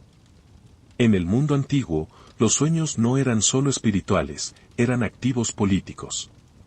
Gobernantes, sacerdotes, generales y profetas a menudo utilizaban los sueños como arma para justificar decisiones, influir en la opinión pública o consolidar su autoridad. Cuando los dioses hablaban en sueños, los que estaban en el poder se apresuraban a decir, «Me hablaron a mí». Tomemos el ejemplo de Alejandro Magno. Antes de conquistar Egipto, se dice que soñó que el dios Amón le daba la bienvenida como hijo. Al llegar al oasis de Siwa, el oráculo local confirmó el sueño, declarando a Alejandro un descendiente divino. ¿Fue real el sueño? ¿Fue orquestado? No importaba. El mensaje solidificó su gobierno y lo pintó como algo más que un mortal, un dios viviente a los ojos de sus tropas y súbditos. Los sueños eran especialmente útiles durante las transiciones políticas o los tiempos de incertidumbre. En la antigua Roma, Augusto afirmó haber soñado con una gran victoria en Accio, la que ganó contra Marco Antonio y Cleopatra. Posteriormente, este sueño fue inmortalizado en la literatura y en las monedas, convirtiéndolo en una narrativa sagrada. Los emperadores posteriores siguieron su ejemplo. Si los dioses apoyaban tu sueño, ¿quién se atrevía a oponerse a tus acciones? Sacerdotes y oráculos a menudo participaban en este juego. La interpretación de sueños se convirtió en una herramienta teológica, especialmente cuando se alineaba con los intereses de un gobernante o la élite del templo. Supongamos que un gobernador rebelde soñaba con un desastre. El sacerdote podría interpretarlo como un castigo divino por desafiar la autoridad imperial. Por otro lado, los sueños de fertilidad y victoria, interpretados correctamente, podían envalentonar a los líderes para comenzar campañas, aumentar impuestos o promulgar reformas. Esto no se limitaba a los hombres. La reina Hatshepsut de Egipto afirmó en las inscripciones del templo que su nacimiento fue predicho en un sueño por el dios Amón, quien se apareció a su madre y profetizó el gobierno divino. Al enmarcar su reinado como predestinado en sueños, fortaleció su legitimidad en un trono dominado por hombres. Los profetas en la Biblia hebrea también utilizaron los sueños para desafiar a los reyes. Daniel, por ejemplo, interpretó el sueño de Nabucodonosor de una gran estatua, pronosticando el ascenso y la caída de los imperios. No era solo lectura de sueños, era geopolítica envuelta en alegoría. En todas las civilizaciones, los sueños permitían a los líderes decir, esta no es solo mi voluntad, es la voluntad del cielo. Ya fueran revelaciones divinas o propaganda calculada, los sueños eran una poderosa moneda de cambio, transformando el subconsciente en arte de gobernar, una visión a la vez.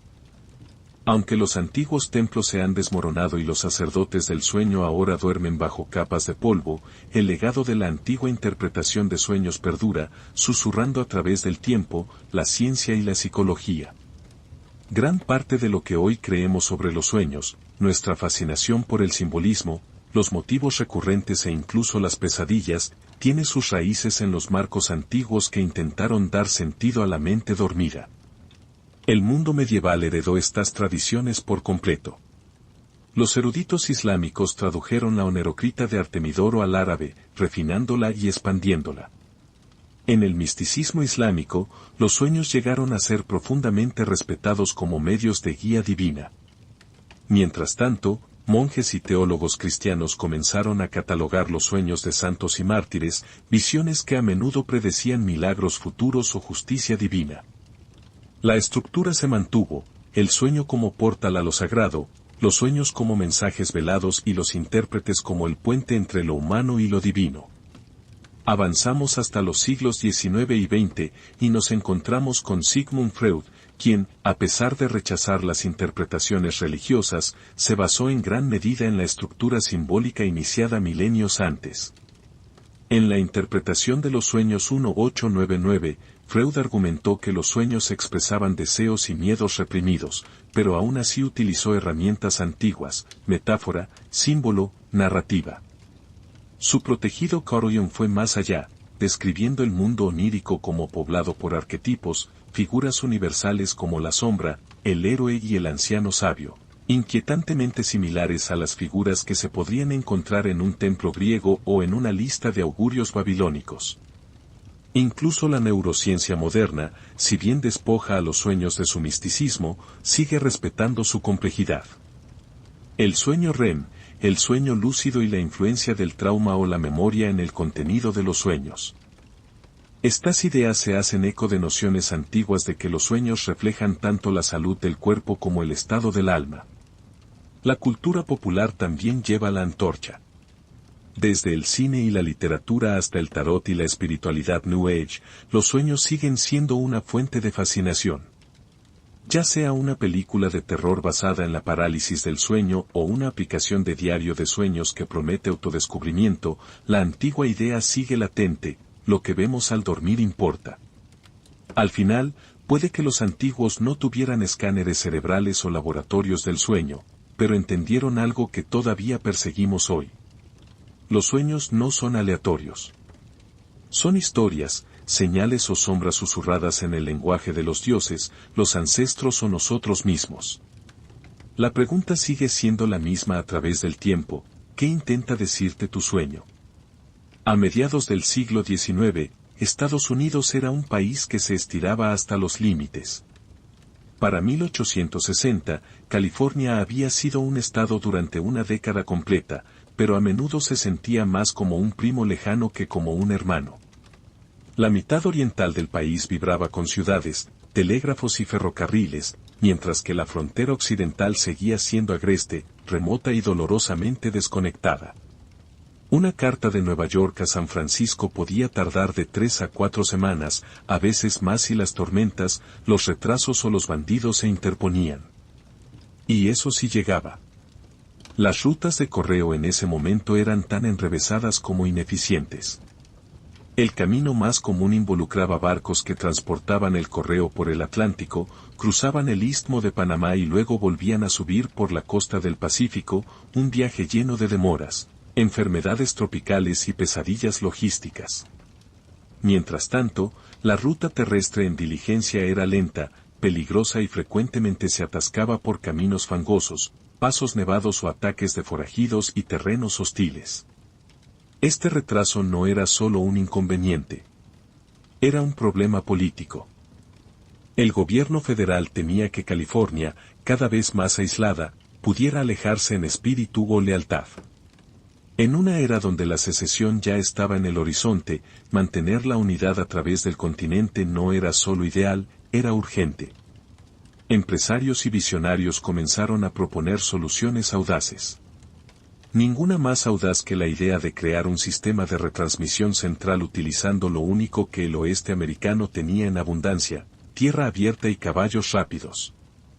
Si jinetes expertos pudieran galopar a través del país en relevos, cambiando de caballo en estaciones cada 16 o 24 kilómetros, tal vez, solo tal vez, podrían reducir el tiempo de entrega de semanas a tan solo 10 días. Era una propuesta descabellada. La ruta sería de casi 200 kilómetros desde St. Joseph, Missouri, hasta Sacramento, California. Cruzaría montañas, desiertos, ríos y territorios que apenas habían sido mapeados. Habría calor extremo, noches heladas y el peligro siempre presente de emboscadas. Pero si funcionaba, sería la línea de comunicación más rápida entre el este y el oeste. El problema era claro: Estados Unidos se estaba expandiendo más rápido que su infraestructura. Y así, con una mezcla de desesperación, ambición y pura audacia fronteriza, una solución galopó hacia la historia, una alforja a la vez. El Pony Express estaba a punto de nacer. El Pony Express no se materializó de la nada. Fue la creación de 3 ambiciosos empresarios de la firma de carga y diligencias Russell, Major y Weddell. Con sede en Missouri, el trío, William H. Russell, Alexander Major y William B. Weddell, ya era veterano en el mundo del transporte terrestre. Su compañía era responsable de transportar carga y suministros gubernamentales a través de la salvaje frontera. Pero en 1860, fijaron su vista en un objetivo mucho más radical: acelerar la entrega de correo a California en el menor tiempo posible. En ese momento, Russell, en particular, sentía la presión. Su reputación estaba en juego debido a escándalos financieros y proyectos fallidos. Vio el Pony Express no solo como un servicio patriótico, sino como un arco de redención personal, una forma de restaurar su nombre y obtener el favor del gobierno. Si podían demostrar que su sistema de relevos funcionaba, esperaban conseguir un lucrativo contrato federal de correo. Alexander Major aportó el cerebro logístico. Devoto y meticuloso planificador, exigía disciplina a sus empleados, incluso requiriendo que jinetes y jefes de estación juraran no beber ni maldecir. También desarrolló un sistema altamente estructurado para el servicio. Se construirían estaciones cada 16 o 24 kilómetros, estaciones base más grandes cada 120 o 160 kilómetros, y toda la ruta se mantendría como una operación militar. William B. Weddell, el más reservado del trío, proporcionó el respaldo legal y financiero. Mientras Russell era el vendedor y Major el genio operativo, Weddell mantenía los libros y aseguraba que la compañía se mantuviera a flote, al menos por un tiempo. Juntos, invirtieron cientos de miles de dólares en la empresa. Compraron más de 400 caballos, contrataron a más de 80 jinetes y construyeron aproximadamente 190 estaciones a lo largo de las partes más remotas de la frontera. Sabían que era una apuesta y sabían que la ruta sería agotadora. Pero también sabían que quien resolviera la crisis de comunicación se ganaría un lugar permanente en la historia americana. Y así, sin ningún financiamiento gubernamental, lanzaron el servicio por su cuenta. Fue un movimiento audaz, financieramente imprudente, logísticamente insensato y, sin embargo, profundamente simbólico de la tenacidad americana. En abril de 1860, el Pony Express estaba listo para cabalgar. La carrera contra el tiempo y el terreno había comenzado. Crear la ruta del Pony Express fue como construir un frágil puente a través de un continente sin red de seguridad y casi sin margen de error. La distancia total se extendía por casi 200 kilómetros, desde St. Joseph, Missouri, hasta Sacramento, California, a través de una vertiginosa variedad de paisajes, llanuras onduladas, cadenas montañosas, desiertos altos y peligrosos cruces de ríos. Para hacer funcionar esta idea loca, los fundadores construyeron una cadena de aproximadamente 190 estaciones de relevo espaciadas cada 16 a 24 kilómetros, aproximadamente la distancia que un caballo podía galopar a toda velocidad antes de fatigarse. Cada 120 a 160 kilómetros, una estación base proporcionaba descanso y refugio a los jinetes, donde podían dormir, comer y entregar el correo a un jinete fresco.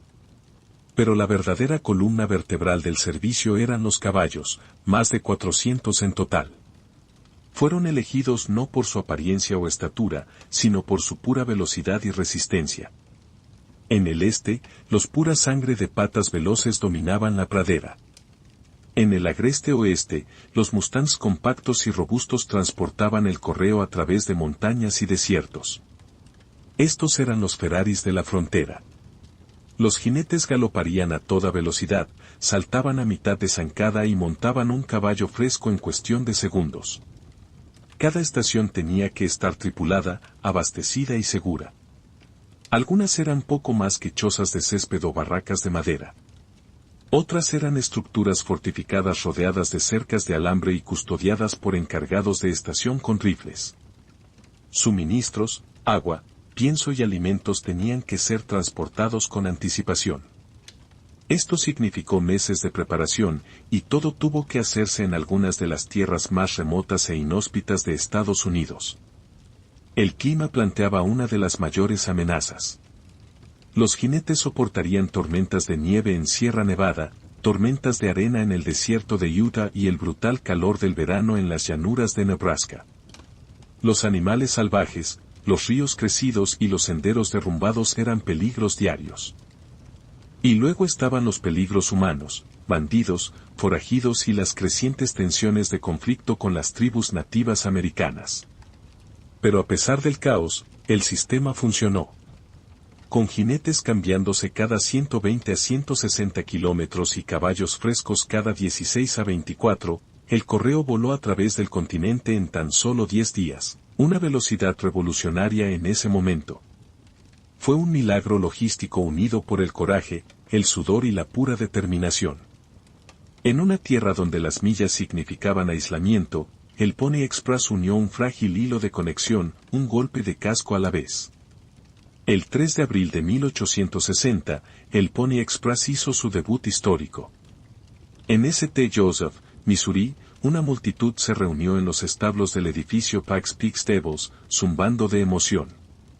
El jinete inaugural, muy probablemente Johnny Fra, aunque los registros son algo discutidos, montó su caballo, tomó el mochila de cuero, una bolsa de correo especialmente diseñada, y salió disparado hacia el oeste a una velocidad vertiginosa. La multitud vitoreó, los cañones dispararon, y así, un nuevo capítulo en la historia estadounidense tronó a la vida. La bolsa de correo que Free llevaba pesaba alrededor de 9 kilos, llena de cartas, periódicos y telegramas con destino a California. Un mensaje telegráfico ya había sido enviado por cable desde Washington DC y ahora viajaría el resto del camino a caballo, simbolizando la unión de la tecnología y el esfuerzo humano puro. En el mismo momento, una contraparte en Sacramento cabalgó hacia el este, lanzando el relevo bidireccional. Entre ellos se interponían casi 200 kilómetros de naturaleza salvaje, 190 estaciones y algunos de los terrenos más duros que Norteamérica tenía. La cerveza más antigua de la que se tiene conocimiento no se sirvió en una jarra escarchada ni en una botella etiquetada. Su origen se encuentra en una vasija de barro, en medio de una aldea sumeria, hace miles de años. Mucho antes de que Roma se levantara o las pirámides fueran erigidas, las gentes de la antigua Mesopotamia, específicamente los sumerios, ya estaban elaborando cerveza de formas que eran a la vez sencillas y profundamente sagradas. Además, no solo la consumían, la reverenciaban. Para la sociedad sumeria, la cerveza no era una bebida de consumo ocasional. constituía un alimento básico esencial, funcionaba como una forma de moneda o pago, se utilizaba como ofrenda religiosa crucial y representaba un poderoso símbolo de la civilización misma. No es casualidad que la receta escrita más antigua de la historia de la humanidad no sea de pan o de sopa, sino precisamente de cerveza. Encontrado en tablillas de arcilla que datan de alrededor del año 1800 a.C., el himno a Ninkasi no solo alaba a la diosa de la cerveza, sino que también detalla poéticamente las instrucciones de elaboración. Ninkasi no era una deidad menor, era intensamente venerada. Para los sumerios, elaborar cerveza era un acto de piedad, equivalente a invocar su divina presencia. El proceso de elaboración conjugaba lo práctico con lo ritual. Los sumerios horneaban un pan especial llamado bapir, hecho de cebada y a menudo enriquecido con miel o dátiles. Este pan se desmenuzaba luego en grandes tinajas de agua y se dejaba fermentar de forma natural. El resultado era muy diferente a la cerveza moderna, era una bebida espesa, turbia y de baja graduación alcohólica, similar a una gacha nutritiva. Esta bebida era esencial para la vida diaria. Dado que el agua en el mundo antiguo solía estar contaminada, la cerveza, gracias al proceso de fermentación, ofrecía una alternativa mucho más segura. Era rica en calorías y nutrientes, convirtiéndose en una parte vital de la dieta, tanto para obreros como para sacerdotes y la realeza. De hecho, los trabajadores en proyectos de templos o zanjas de irrigación a menudo recibían sus salarios en raciones de cerveza, que podían ascender a varios litros por día. Socialmente, el consumo de cerveza era una experiencia comunitaria. En lugar de beber de jarras individuales, la gente se reunía alrededor de grandes vasijas de cerámica y bebía utilizando largas pajitas de caña para evitar los gruesos sedimentos. No se trataba solo de embriagarse, era un acto de cohesión social, supervivencia y, por supuesto, una forma de honrar a las deidades. En muchos sentidos, la cerveza ayudó a definir la identidad sumeria. Estaba profundamente arraigada en los rituales, los códigos legales, la agricultura y la economía. Era la civilización en forma líquida, una necesidad diaria y un acto sagrado. Este modelo sentó las bases para las culturas cerveceras de todo el mundo antiguo, desde las orillas del Tigris hasta las costas del Nilo. Si los sumerios le dieron a la cerveza su inicio espiritual, los egipcios la industrializaron. Cuando el imperio antiguo ya florecía a lo largo del Nilo, la cerveza había trascendido su papel como simple bebida sagrada. Se convirtió en un pilar fundamental de la sociedad egipcia, integrada en todo, desde las comidas diarias hasta las ofrendas divinas y los ritos funerarios. La cerveza egipcia se elaboraba a una escala que hacía palidecer los métodos anteriores. En los grandes complejos templarios y palaciegos, operaban cervecerías masivas como parte integral de la economía estatal. De hecho, la producción solía estar supervisada por instituciones religiosas. Los egipcios la consideraban un regalo de Osiris, dios de la agricultura y la fertilidad, y figuraba de manera prominente en las ceremonias dedicadas a deidades como Hathor, la diosa de la música, la fertilidad y la alegría, frecuentemente asociada con la embriaguez y el éxtasis. El proceso de elaboración era similar al sumerio, pero había evolucionado en técnica y en volumen. Se utilizaba pan hecho de espelta o cebada, que se horneaba parcialmente, se desmigajaba en grandes tinas y se mezclaba con agua.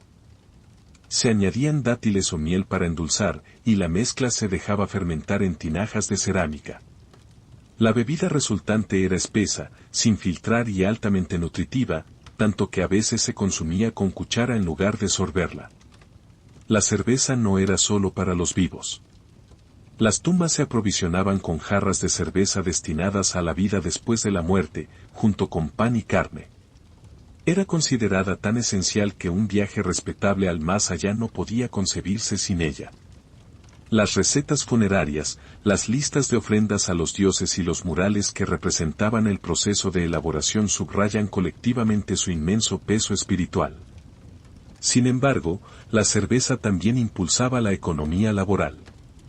Los trabajadores que construyeron las pirámides no eran esclavos, eran jornaleros remunerados, y parte de su ración diaria incluía cerveza, a veces hasta 4 litros al día. Esto no era una indulgencia, era hidratación, nutrición y moral en un solo envase. De hecho, un arqueólogo la llegó a describir como la bebida energética del antiguo Egipto. El Estado mantenía un estricto control sobre la producción y distribución. Los impuestos se recaudaban en cerveza y su calidad era rigurosamente regulada. Las mujeres, especialmente las sacerdotisas y las trabajadoras del templo, a menudo participaban en su elaboración, lo que reforzaba su conexión tanto con la vida doméstica como con el poder sagrado. En resumen, la cerveza en Egipto no era una nota a pie de página, era fundamental. Nutría al pueblo, complacía a los dioses y llenaba las tumbas. Y al igual que el propio Nilo, fluía a través de cada aspecto de la vida egipcia. En todas las civilizaciones antiguas, la cerveza no era solo una bebida, era comunión divina. Su espumosa presencia era requerida en templos, funerales y festivales. La fermentación no se percibía como un proceso químico, sino como una transformación mística, un regalo de los dioses que convertía el simple grano en líquido sagrado. Elaborar cerveza significaba interactuar con el mundo espiritual, y beberla era participar en algo mucho más profundo que el simple sustento físico. En Same, la diosa Ninkasi encarnaba esta conexión. Su himno era a la vez una oración y una instrucción, un acto de devoción y un manual para la elaboración sagrada. Es probable que los rituales comenzaran con cánticos para invocar su presencia antes de que empezara la fermentación. Es posible que la cerveza final se compartiera como parte de las ofrendas del templo, se entregara a los sacerdotes e incluso se vertiera en libaciones para los propios dioses.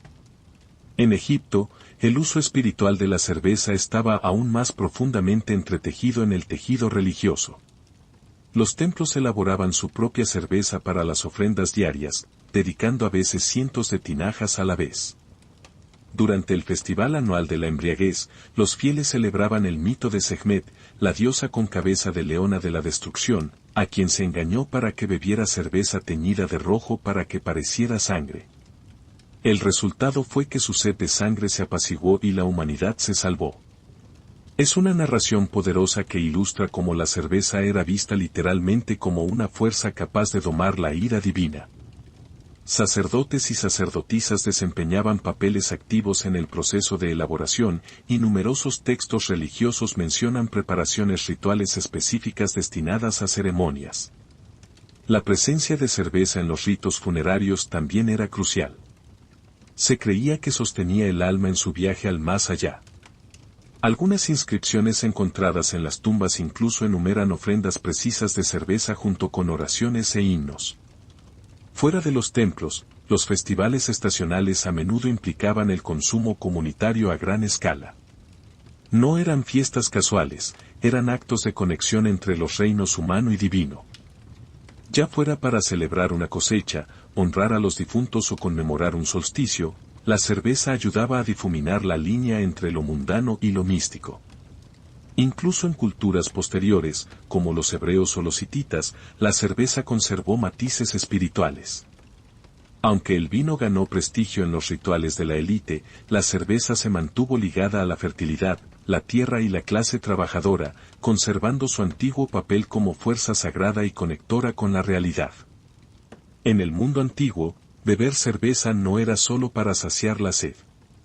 Se trataba de alinearse con los ritmos cósmicos, con los dioses, la naturaleza y el ciclo de la vida y la muerte. La cerveza no fue solo un producto de la civilización, pudo haber sido una de sus causas. Algunos historiadores y arqueólogos argumentan ahora que el deseo de elaborar cerveza fue uno de los motores principales detrás de la agricultura temprana y el asentamiento humano. Si bien es cierto que el grano se cultivaba para hacer pan, la posibilidad de que los humanos comenzaran a cultivar cereales en parte para hacer cerveza está ganando cada vez más apoyo académico. De ser cierto, la cerveza no es solo un subproducto de la civilización, sino uno de sus pilares fundacionales. En la antigua Mesopotamia, donde la agricultura organizada echó raíces por primera vez, la evidencia sugiere que la cebada, uno de los granos domesticados más tempranos, era altamente valorada. A medida que la cerveza se consolidó como un elemento fundamental de la vida cotidiana, su función trascendió el ámbito doméstico o religioso. En muchas civilizaciones antiguas, no era solo una bebida, era moneda de cambio, mercancía y un motor económico vital. Desde los salarios de los obreros hasta los impuestos estatales, la cerveza estaba intrínsecamente tejida en el tejido del comercio ancestral. En Mesopotamia, la cerveza era un componente clave del sistema de raciones. Los trabajadores, incluidos constructores, agricultores e incluso escribas, recibían porciones diarias de cerveza como parte de su paga estándar. La cantidad y, notablemente, la calidad variaban según el rango. Los funcionarios de alto nivel recibían cervezas más refinadas, mientras que los trabajadores manuales obtenían variedades más espesas y toscas. Las detalladas tablillas cuneiformes enumeran estas asignaciones, y miles de antiguos recibos documentan transacciones de cerveza. Esto prueba que era tan importante en el ecosistema económico como la plata o el grano. La propia producción de cerveza se convirtió en un oficio profesionalizado. Las cervecerías, a menudo vinculadas a templos o grandes propiedades, requerían un pequeño ejército de personal, recolectores de grano, molineros, panaderos, fermentadores y transportistas. Algunas regiones se especializaron en la elaboración, creando estilos regionales y estableciendo rutas comerciales localizadas. Aunque estas cervezas no se embotellaban como hoy, se movían en jarras de cerámica selladas con cera o tela. Los comerciantes las canjeaban por otros bienes esenciales como lana, cerámica y aceite de oliva. En Egipto, el panorama era similar. La cerveza se producía a una escala colosal, tanto en centros urbanos como en haciendas rurales. Las cervecerías estaban comúnmente anexas a los graneros estatales y su producción sostenía a obreros, soldados y las actividades del templo. Era un recurso estratégico, se grababa, se registraba y se almacenaba cuidadosamente. En tiempos de escasez monetaria, la cerveza incluso funcionaba como una herramienta de trueque sustitutiva. También desempeñó un papel en el comercio de larga distancia. Se han encontrado vasijas de arcilla con residuos de cervezas de cebada tan lejos como el Levante, Chipre y Nubia, lo que sugiere que estas bebidas fermentadas se intercambiaban junto con artículos de lujo. Si bien el vino terminó dominando los mercados de élite, la cerveza se mantuvo como la bebida del pueblo, incrustada en cada transacción, desde los mercados de las aldeas hasta las distribuciones del templo.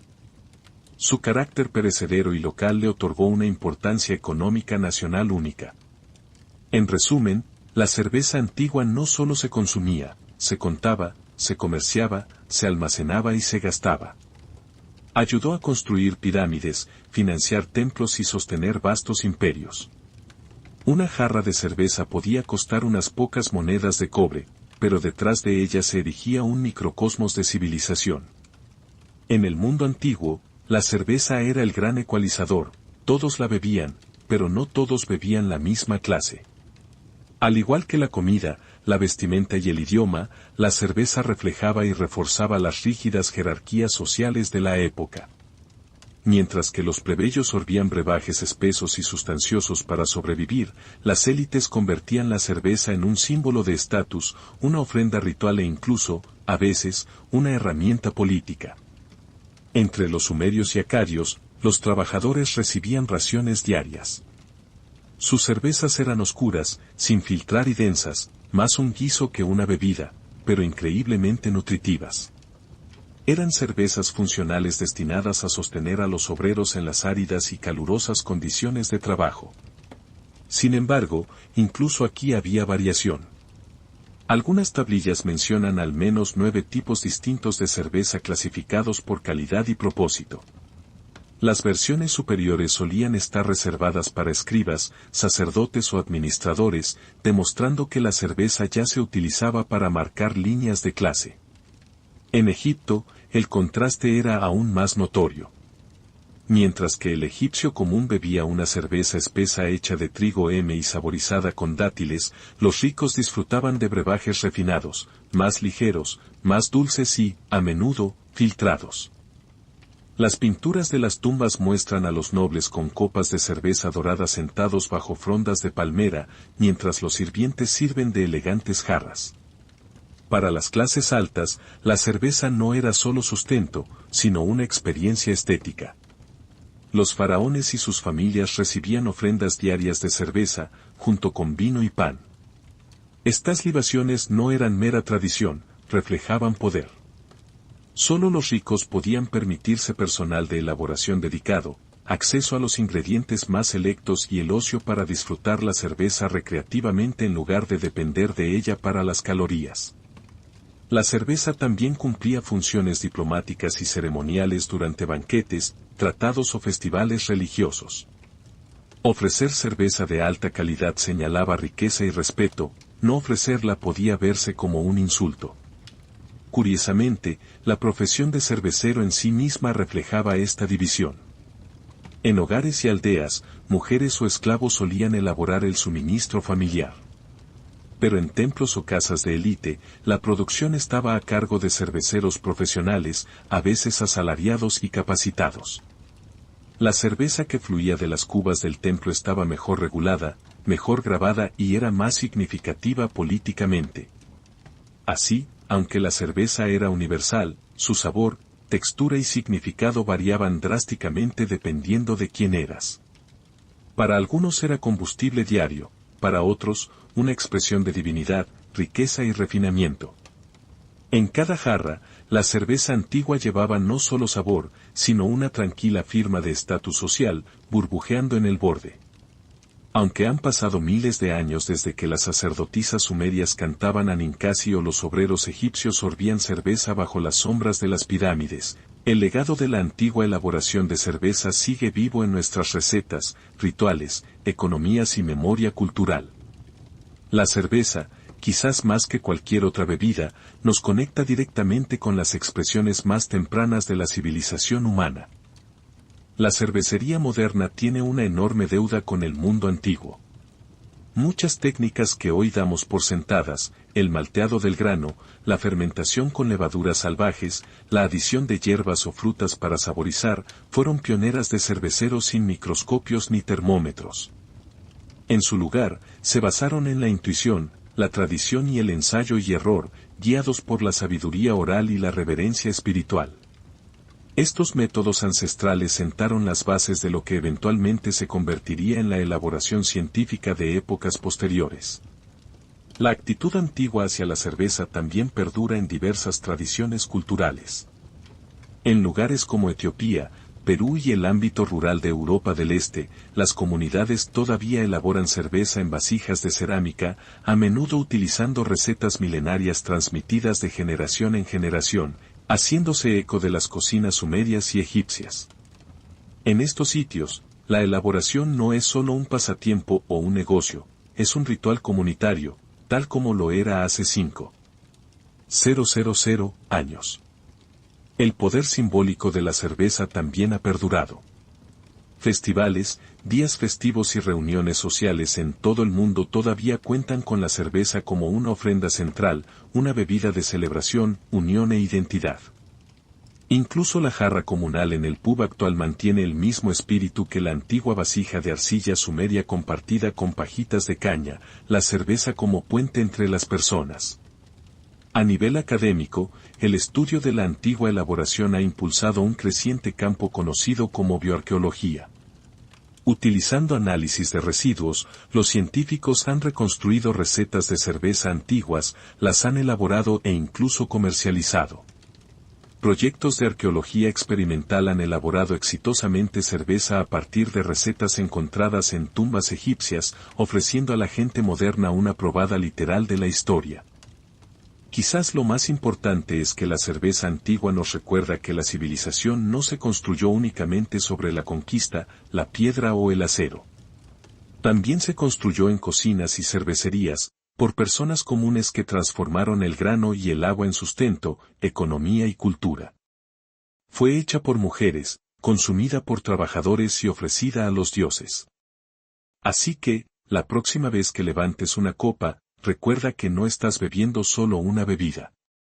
Estás participando en uno de los rituales más antiguos y universales de la humanidad, un legado que ha fermentado durante milenios y sigue burbujeando en cada rincón del mundo.